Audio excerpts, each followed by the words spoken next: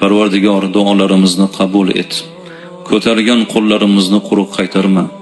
Sen bizga berganing bilan sening mulking, azamating kamaymaydi Parvardigor.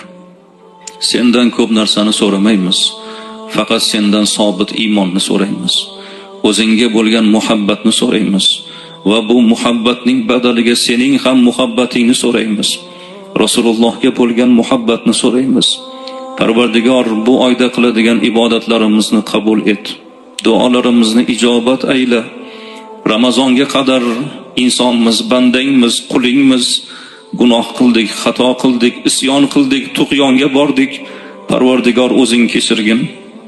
Bilib bilmasdan qilgan xatolarimizni mag'firat ayla. Ota-onalarimizni gunohlarini kechirgin. Bizlarni deb xatokor bo'lgan, ibodatlarda kamchiliklarga yo'l qo'ygan otamizni, onamizni jannat ahlidan qilgin.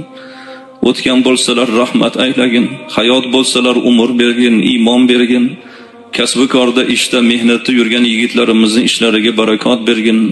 Bu tabarruk yurt, ulug' zamin, allomalar yurti bo'lmish jonajon vatanimizga Parvardigor yaxshiligingni, nuring, barakotingni yog'dirgin. Xalqimizni iymoni, e'tiqodini, ma'rifatini ziyoda qilgin. Bo'layotgan yaxshiliklarni Parvardigor qabul etgin.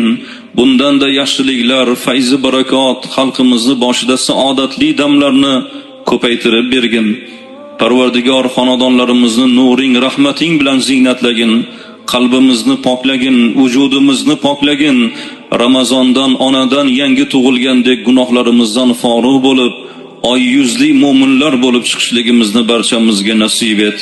Azizlar, barchalarning qadamiylarga hasanot, umriylar ziyoda bo'lsin.